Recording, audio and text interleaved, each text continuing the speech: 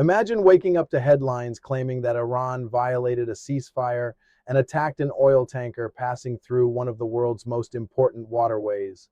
Within hours, the United States launches airstrikes. Political leaders warn of even greater military action. News outlets around the globe present the story as another chapter in the long-running confrontation between Washington and Tehran. But what if that isn't the whole picture? What if the real battle isn't only being fought with drones, missiles, or warships? What if it's being fought over the interpretation of a single legal document? Because sometimes the most powerful weapon in geopolitics isn't an aircraft carrier, it's a signature on a piece of paper. Today's story isn't simply about Iran. It isn't simply about America. It's about who gets to control one of the most valuable maritime choke points on Earth and what happens when two rival powers believe the law is on their side. By the end of this video, you'll understand why the Strait of Hormuz has become much more than a shipping lane. It's becoming the center of a much larger struggle over influence, credibility, and the future balance of power in the Middle East. Let's begin. Before examining the political arguments, it's important to understand why this narrow stretch of water matters so much. The Strait of Hormuz is one of the world's most critical energy corridors. Every day, a significant share of global oil exports passes through these waters, connecting producers in the Persian Gulf with markets across Asia, Europe, and beyond. Because of that, even small disruptions can send shockwaves through international energy markets.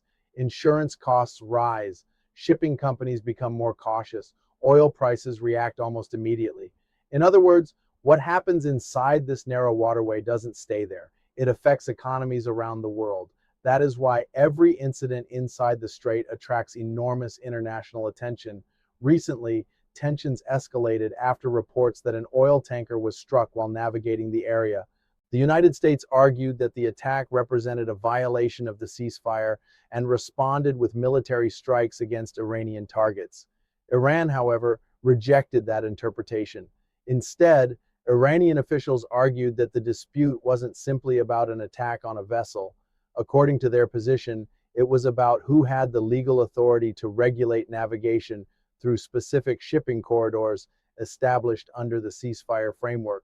That difference may sound technical, but in international politics, technical disagreements often become the foundation for much larger conflicts, because once both sides believe international law supports their position, compromise becomes far more difficult.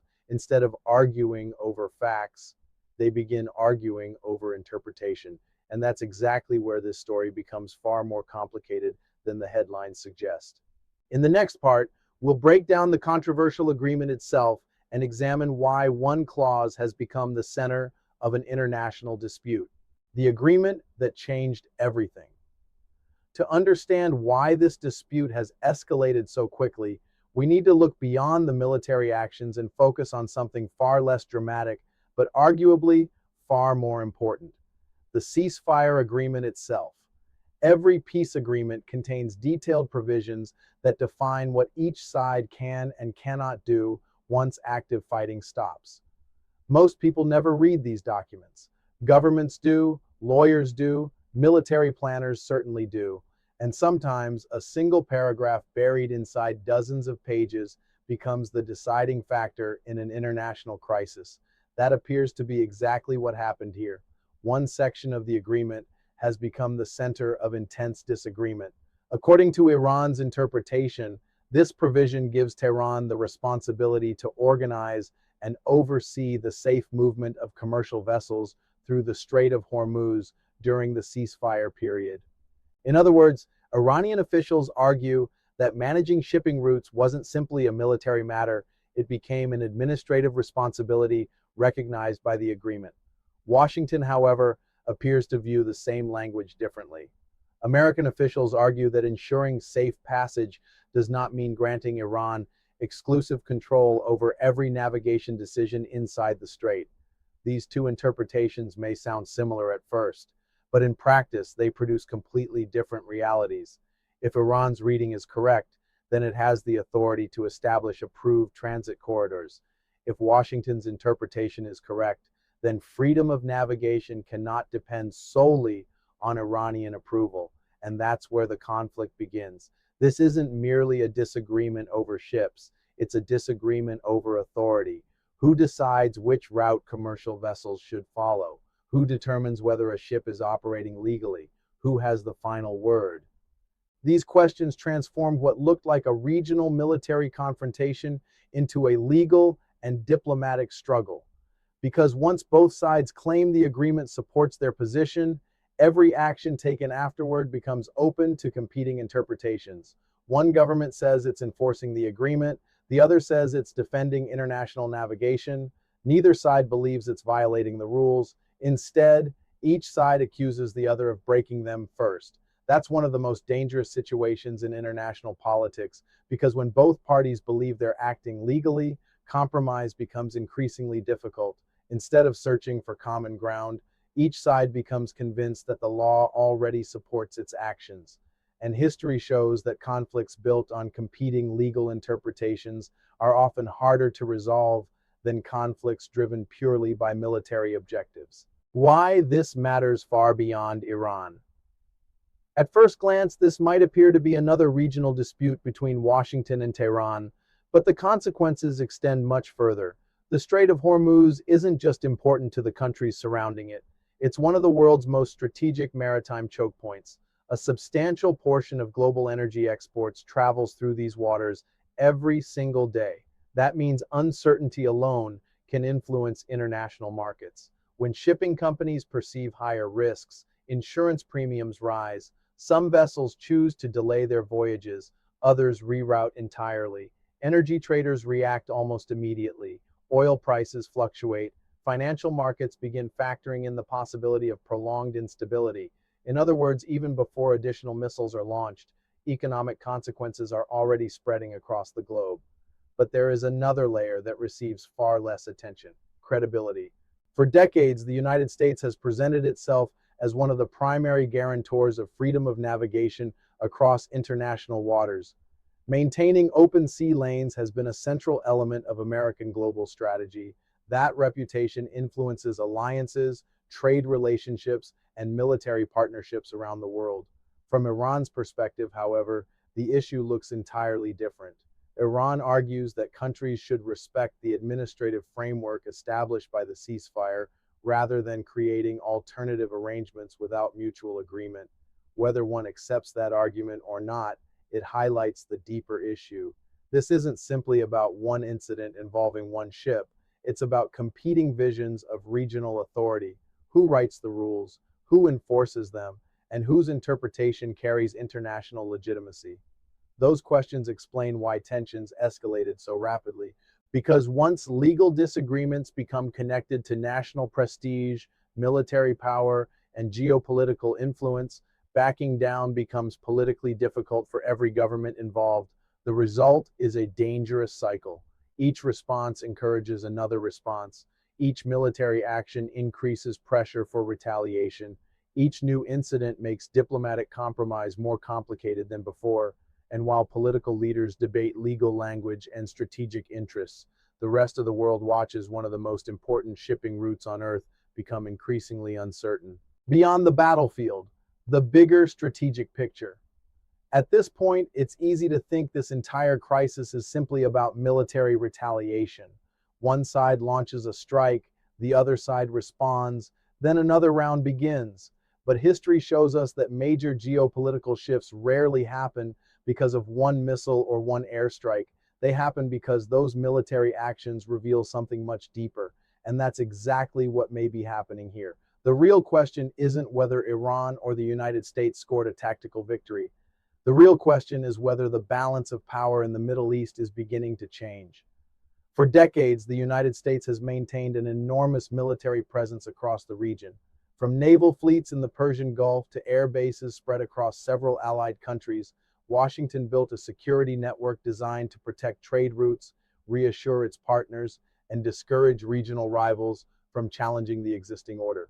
That system has shaped Middle Eastern politics for generations, but every international system eventually faces moments of pressure. Sometimes those pressures are economic, sometimes political, and sometimes they emerge from conflicts that expose weaknesses no one expected. The recent tensions surrounding the Strait of Hormuz have triggered exactly those kinds of questions, not because one incident changes everything overnight, but because every crisis forces governments to ask difficult questions. Can existing security arrangements still guarantee stability? Can diplomacy prevent another escalation? Or is the region gradually moving toward a completely different balance of power? These questions matter far beyond Washington and Tehran. Countries throughout the Gulf are watching every development with extraordinary attention. Their economies depend heavily on stable energy exports. Their national security depends on avoiding a regional war. And their political leaders understand that uncertainty can become just as dangerous as open conflict. That explains why many regional governments continue pursuing diplomatic contacts with multiple sides at the same time. Rather than relying entirely on military alliances, many are trying to keep communication channels open with every major regional actor. It's a strategy designed to reduce risk in an increasingly unpredictable environment. At the same time, international markets are paying close attention. Energy companies, shipping firms, insurance providers, global investors, all of them understand one simple reality. When uncertainty increases inside one of the world's most important energy corridors, financial consequences often appear long before military ones. Insurance premiums increase, shipping schedules become more complicated, companies begin calculating alternative routes, governments review emergency energy reserves. None of these decisions make international headlines, yet together they influence the global economy. And this illustrates something fascinating about modern geopolitics. Military power remains important, but economic confidence can be equally powerful. Sometimes simply creating uncertainty is enough to reshape international behavior. Businesses become more cautious, governments become more defensive, markets become more volatile. Without firing another shot, the psychological effects continue spreading. This is why analysts often describe strategic competition as extending far beyond the battlefield. Winning isn't always about controlling territory. Sometimes it's about influencing expectations. If countries begin questioning existing security guarantees, if investors become uncertain about future stability, if allies start preparing independent strategies, then geopolitical influence begins shifting, even if official alliances remain unchanged. Another important factor is perception.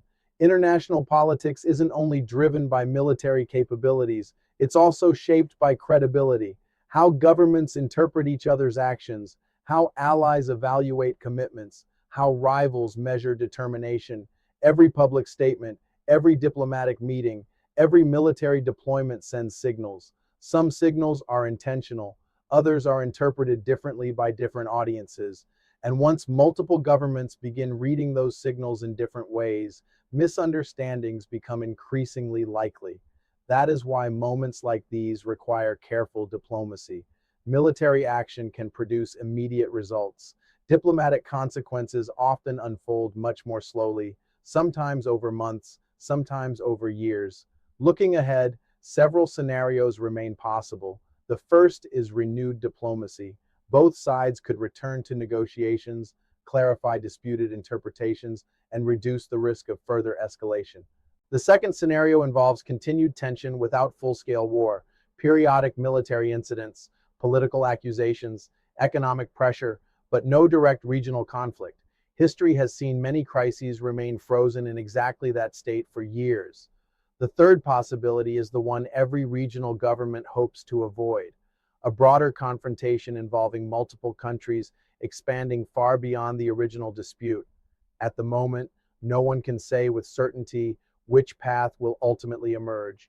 International politics rarely follows a straight line. Unexpected events, domestic political decisions, economic pressures, or diplomatic breakthroughs can completely reshape the situation within days.